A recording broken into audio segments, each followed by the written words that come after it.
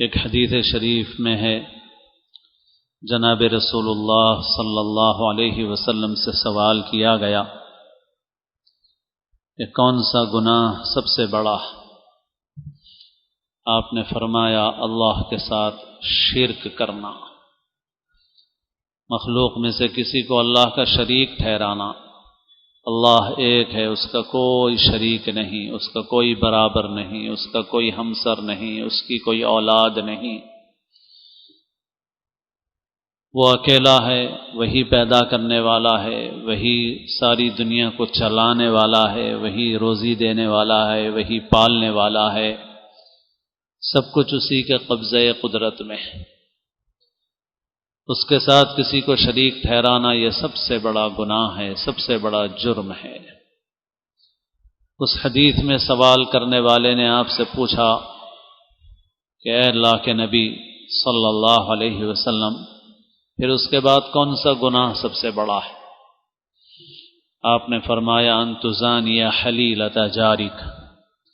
اس کے بعد سب سے بڑا گناہ یہ ہے کہ تم اپنے پڑوس کی عورتوں کے ساتھ بدکاری کرو، ناجائز تعلقات قائم کرو، اپنے پڑوسی کی جو حرمت ہے اس کو پامال کرو، اس کی عزت کو ٹھیس پہنچاؤ، یہ سب سے بڑا گناہ ہے۔ اس کے بعد ایک حدیث میں جو مشہور ہے، جناب رسول اللہ صلی اللہ علیہ وسلم نے یہ فرمایا کہ جبرائیل علیہ الصلاۃ والسلام، جبرائیل مجھے برابر تاکید کرتے رہے پڑوسی کے متعلق۔ ما زال جبریل یوصینی بالجار حتی ظننت انہ سیورثہ۔ اتنی تاکید جبرائیل نے کی مجھے کہ مجھے یہ گمان ہوا کہ جبرائیل اب یہ حکم لے کے آئیں گے کہ پڑوسی وارث بھی بنے گا۔ جیسے بیٹا وارث بنتا ہے، بیٹی وارث بنتی ہے، بیوی وارث بنتی ہے، بیوی کا شوہر وارث بنتا ہے، بھائی وارث بنتا ہے، ماں باپ وارث بنتے ہیں، پڑوسی بھی وارث بنے گا۔ جبرائیل شاید اب یہ حکم لے کے آئیں۔ ما زال جبریل یوصینی بالجار حتی ظننت انہ سیورثہ۔ حضور نے یہ تعلیم دی، یہ تاکید فرمائی۔ آپ صلی اللہ علیہ وسلم نے اور تمام انبیاء نے جو طریقہ زندگی گزارنے کا پیش کیا وہ انسانوں والا طریقہ ہے، حیا اور شرم والا طریقہ ہے، اور جو شیطانی طاقتیں اور قوتیں ہیں وہ ہر زمانے میں بے حیائی پھیلانا چاہتی ہیں، برائی پھیلانا چاہتی ہیں، گندگی پھیلانا چاہتی ہیں۔ اللہ تعالیٰ نے پاکیزہ راستے، جائز راستے انسانوں کے لیے کھول دیے، اور حرام، ناجائز، ناپاک، گندگی والے راستوں سے اللہ نے منع فرما دیا۔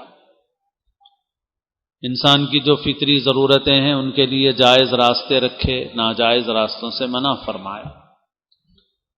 مگر شیطان ہمیشہ یہ چاہتا ہے کہ انسان کو ان راستوں پر لے جائے جو حرام اور ناجائز ہے۔ پھر جب ان راستوں کو انسان ڈھٹائی کے ساتھ اختیار کرتا ہے، بے باکی کے ساتھ اختیار کرتا ہے، تو پھر یہ چیز اس کے لیے ایمان سے نکل کر کفر میں جانے کا ذریعہ بن جاتی ہے۔ ایک حدیث میں آپ نے فرمایا کل امتی معافا الا المجاہرین، میری ساری امت کو معافی دی جائے گی مگر جو لوگ مجاہر ہوں گے ان کو نہیں دی جائے گی۔ مجاہرین، علانیہ کرنے والے، کھلم کھلا کرنے والے۔ تو آپ نے سے پوچھا گیا کیونکہ اس وقت تو لوگ ویسا جیسا آج ہو رہا ہے ویسا بھی لوگوں کے تصور میں نہیں تھا، تو لوگوں نے پوچھا کہ وہ کون ہے جو ایسی حرکت کریں؟ تو آپ نے فرمایا کہ ایک آدمی رات میں ایک برائی کرتا ہے اور اس کے رب نے اس کے اوپر پردہ ڈال رکھا ہے، مگر وہ صبح لوگوں کے سامنے تذکرہ کرتا ہے کہ میں نے رات میں فلاں برا کام کیا، فلاں برا کام کیا۔ تو یہ ہیں مجاہرین، یہ معافی سے دور ہیں بالکل۔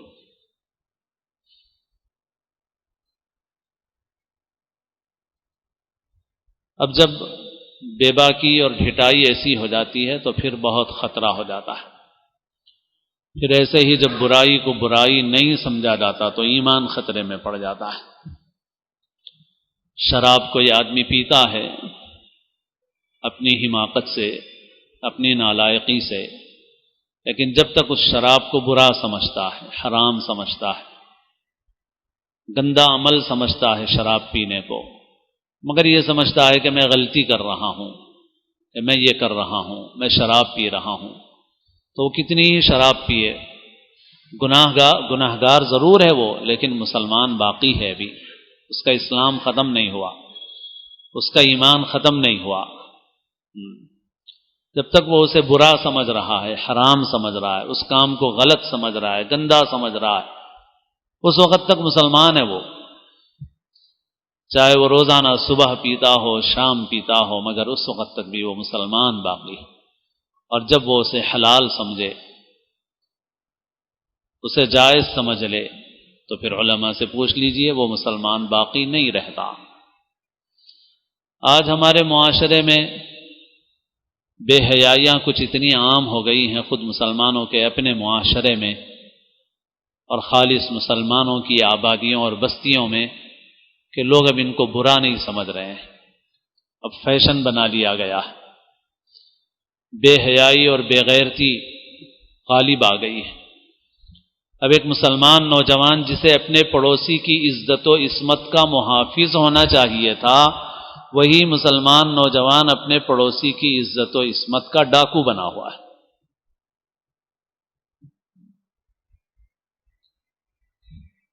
جو حالات ہیں ہمارے ساتھ، جو دشمن مسلط ہیں، وہ ہماری ان گناہوں کی وجہ سے ہیں. آپ بتائیے، اور چیزوں میں جلسہ کرتے ہیں، جلوس نکالتے ہیں، احتجاج کرتے ہیں، حکومت فلاں ایسا کر رہی ہے، فلاں ایسا کر رہی ہے، کون تم سے یہ کہہ رہا ہے کہ تم یہ بے حیائیاں کرو، یہ بدمعاشیاں کرو؟ پڑوسی کی عزت کا محافظ ہونے کے بجائے وہ ڈکیت بنا ہوا ہے، وہ طاق میں لگا ہوا ہے، وہ راستے ڈھونڈ رہا ہے، اس کی عزت و عصمت کو داغدار کر رہا ہے، اسے بے عزت کرنے کی کوشش کر رہا ہے، اس کے رازوں کو کھول رہا ہے. آج مسلمان نوجوانوں کو دیکھیے، بہت سے ایسے ہیں کہ جو برائیاں کرتے ہیں اور پھر ان کا اعلان بھی کرتے ہیں، ان کو فخر کے ساتھ بیان بھی کرتے ہیں، لوگوں کے سامنے اظہار بھی کرتے ہیں، اب ہم یہ برائیاں کر رہے ہیں، یہ ناجائز دوستیاں کر رہے ہیں، یہ غلط دوستیاں کر رہے ہیں، اور اس کا اظہار بھی لوگوں کے سامنے کر رہے ہیں، دوستوں کے سامنے کر رہے ہیں، فخر کے ساتھ کر رہے ہیں. ایک فیشن بن گیا ہے ناجائز تعلق قائم کرنا، اور میں بہت سے الفاظ بولنے میں جھجک رہا ہوں کہ وہ بے حیائیاں جو ہیں ان کو اب ایک فیشن بنا لیا گیا. پوچھا جاتا ہے کہ بھئی تمہارا ایسا کوئی شریک ہے یا نہیں ہے، تمہارا کوئی ایسا ناجائز دوست ہے یا نہیں ہے جس سے تم باتیں کرتے ہو، جس سے تم چیٹنگ کرتے ہو. تو اب لڑکوں میں، لڑکیوں میں، نوجوانوں میں اس طرح کی بری چیزیں عام ہو گئی ہیں. اور یہ ایک عرصے سے ہو رہا ہے. شروع میں جب ٹی وی آیا تو ٹی وی صرف بلیک اینڈ وائٹ تھا، کلر کا ٹی وی نہیں تھا ہمارے بچپن میں برسوں تک. چینل بھی ایک ہی تھا، دوردرشن، اس کے سوا کوئی چینل نہیں تھا. مگر اسی وقت جو لوگ اس حیا والے کلچر سے نکل کر اب اس بے حیائی کا دور دیکھ رہے تھے، اسی پر بے چین اور پریشان تھے. مگر اب تو بہت تیزی کے ساتھ ایسی تبدیلیاں ہو گئی ہیں کہ اب تو رنگین بھی ہو گیا اور چینلوں کی بھی بھرمار ہو گئی اور بے حیائیوں کے راستے کھل گئے. اور اتنا بین فرق ہم جیسے لوگوں نے اپنی آنکھوں کے سامنے دیکھا ہے، دیکھ رہے ہیں، اور جو ہم سے بڑے ہیں، ہم سے 20 سال 30 سال بڑے بزرگ بھی موجود ہیں جن کی عمریں 80 سال ہیں، اور انہوں نے تو ہم سے زیادہ واضح طور پہ دیکھا ہے. اور ہم نے بھی اپنی اس عمر میں دیکھا کہ بھئی اس وقت میں اور اس وقت میں جو فرق ہو گیا وہ زمین و آسمان کا فرق ہو گیا. مگر ایک بہت بڑا فرق یہ ہے کہ اب احساس ختم ہو گیا.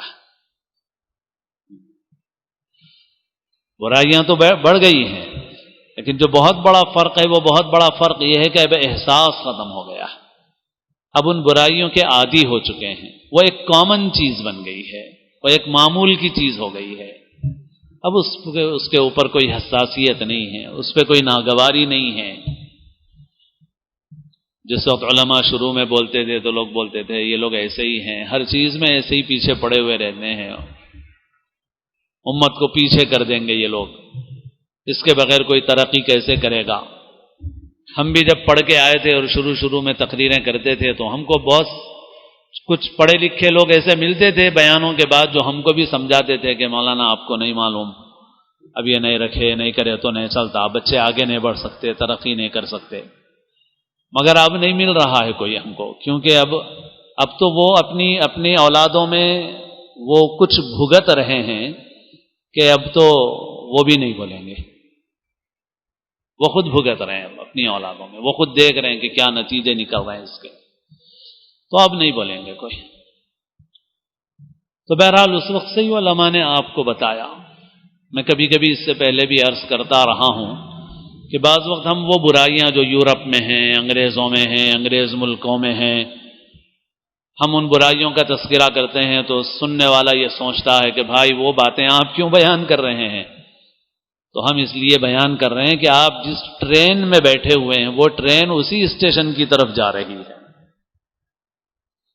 آپ کو وہ باتیں دوسروں کی معلوم ہوتی ہیں مگر وہ دوسروں کی نہیں ہیں، ابھی آپ جس ٹرین میں سوار ہیں آپ کا رخ جس منزل کی طرف ہے وہ وہی منزل ہے، وہ آپ ادھر ہی جا رہے ہیں آپ۔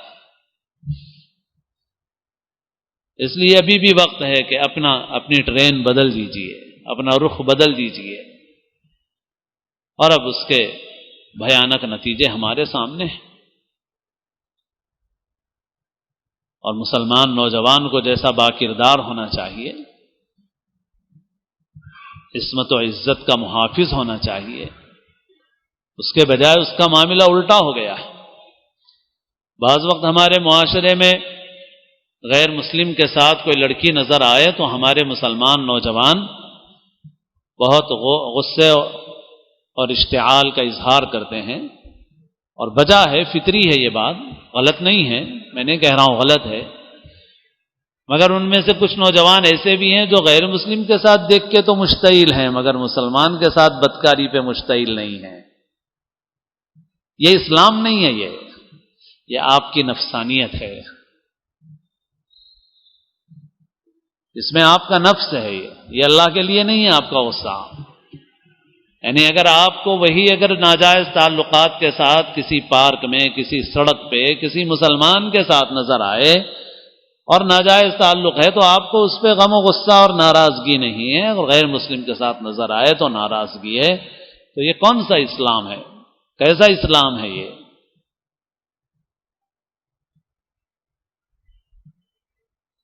اور عرصے سے فلموں کے ذریعے سے، سیریلوں کے ذریعے سے، ڈراموں کے ذریعے سے، کہانیوں کے ذریعے سے، عورتوں کی آزادی کے نام پر اچھے لیبلوں کے ساتھ یہ بے حیائی پھیلائی جا رہی ہے، اور اس سے مسلمان ہی نہیں ہیں، دنیا کے سارے انسان متاثر ہو رہے ہیں، ہر مذہب کے ماننے والے متاثر ہو رہے ہیں، مگر مسلمان کا کام یہ تھا کہ مسلمان اپنے کو بھی بچاتا اور دوسروں کو بھی بچاتا، خود اپنے معاشرے کو بھی بچاتا اور دوسروں کو بھی حفاظت کا راستہ بتاتا، مگر مسلمان بھی اس میں ڈوب رہا ہے اور اس بے حیائی کے طوفان میں بہہ رہا ہے۔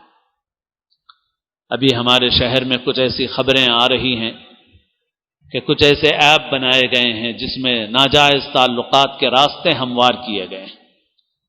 میں نام نہیں لینا چاہتا، مگر آج سے 6-8 مہینے پہلے ہی ان لوگوں کے جنہوں نے یہ ایپ بنایا ہے ان کے بعض کلپس مجھے کسی ساتھی نے بھیجے تھے اور کہا تھا کہ یہ شخص تو حیدرآبادی تہذیب کو پوری طرح برباد کر رہا ہے، یہ جس طرح کے مزاح میں، کامیڈی کے انداز میں جس طرح سے پیش کر رہا ہے، کیونکہ کامیڈی اس سے پہلے بھی حیدرآبادی کامیڈی پیش کی جاتی رہی ہے، ہمارے بچپن میں بھی مشہور لوگ تھے جن کے نام بھی معروف تھے، اور جو اس وقت ویڈیو نہیں تھا اتنا، مگر حیدرآباد کے بعض مقامات پر ان کے ڈرامے ہوتے تھے، لوگ دیکھتے تھے، لیکن ان کے اندر وہ مشرقیت باقی تھی، حیا باقی تھی، اپنے پرانے کلچر کی حفاظت تھی، مگر اب یہ شخص تو ایک ایسا منظر پیش کر رہا ہے حیدرآبادی تہذیب کا کہ یہ تو برباد کر رہا ہے۔ مجھے چند مہینوں پہلے ہی کسی نے یہ بھیجا تھا اور کہا تھا کہ یہ تو بالکل حد سے گر رہا ہے یہ شخص، اور جس طرح سے کامیڈی اور مزاح کے انداز میں جو چیز پیش کر رہا ہے یہ تو حیدرآباد کو برباد کرنے والی۔ اور اب یہ خبر آئی کہ بھائی ایک ایسا ایپ بنایا گیا ہے کہ آپ 90 کلومیٹر کے دائرے میں آپ گھر بیٹھے ناجائز تعلقات قائم کر سکتے ہیں۔ سلمان کر رہا ہے۔ یہ پستی کا کوئی حد سے گزرنا دیکھے، ہماری پستی ہے یہ۔ بہرحال کیسے ممکن ہو گیا ہمارے معاشرے میں؟ اس لیے کہ یہ ماحول سازگار ہوا ہے اس کے لیے، فلموں کے ذریعے سے، سیریلوں کے ذریعے سے، اور پھر موبائل آنے کے بعد تو ساری حدیں ختم ہو گئیں۔ بس اس سے تو اتنا نقصان پہنچا کہ اتنا ٹی وی سے بھی نقصان نہیں پہنچا ہوتا، اس سے بھی زیادہ نقصان پہنچا۔ تو بہرحال اپنے معاشرے کی، اپنے کلچر کی حفاظت بہت ضروری ہے، ورنہ دین و دنیا دونوں کی بربادی ہے۔ اور بالخصوص مسلمان نوجوانوں کو اپنے کردار کو جاننا اور پہچاننا چاہیے۔ ان کو اپنے مقام سے نہیں گرنا چاہیے۔ یہ آپ کا کردار نہیں ہے، یہ آپ کا مقام نہیں ہے۔ آپ اس طرح بے حیائیوں کے ایجنٹ نہیں بن سکتے۔ آپ مسلمان ہیں، آپ اللہ کے بندے ہیں، محمد رسول اللہ صلی اللہ علیہ وسلم کے امتی ہیں۔ آپ کا کام ہے آپ حیا اور ایمان والے معاشرہ قائم کریں، اور حیا اور ایمان والے معاشرے کی دوسروں کو دعوت دیں، اور لوگ آپ کی زندگی سے سیکھیں کہ حیا کیسی ہوتی ہے اور ایمان کیسا ہوتا ہے۔ اور بے حیائی کے ساتھ ایمان باقی نہیں رہتا۔ جناب رسول اللہ صلی اللہ علیہ وسلم نے فرمایا کہ حیا ایمان دونوں جڑوائیں، ایک رخصت تو دوسرا بھی رخصت۔ اور اللہ تعالیٰ نے قرآن مجید میں ارشاد فرمایا ان الذين يحبون ان تشيع الفاحشة في الذين آمنوا لهم عذاب أليم في الدنيا والآخرة، کہ جو لوگ یہ چاہتے ہیں کہ ایمان والوں میں بے حیائی پھیلے، ان کے لیے دنیا اور آخرت دونوں میں دردناک عذاب ہے، ان پر اللہ کی لعنت ہے۔ اللہ تعالیٰ اپنے فضل سے ہمارے معاشرے کی حفاظت فرمائے، اور اللہ تعالیٰ ہم سب کو بھی احساس نصیب فرمائے۔ ابھی بھی جن راستوں کو ہم بند کر سکتے ہیں ان کو بند کریں، اپنے گھروں کی حفاظت کریں، اپنی اولاد کی حفاظت کریں، اپنی نسلوں کی حفاظت کریں۔ اللہ تعالیٰ ہم سب کو توفیق نصیب فرمائے، ہم سب کو اللہ اسلام کی زندگی اور اپنے اپنے وقت پر حسن خاتمہ نصیب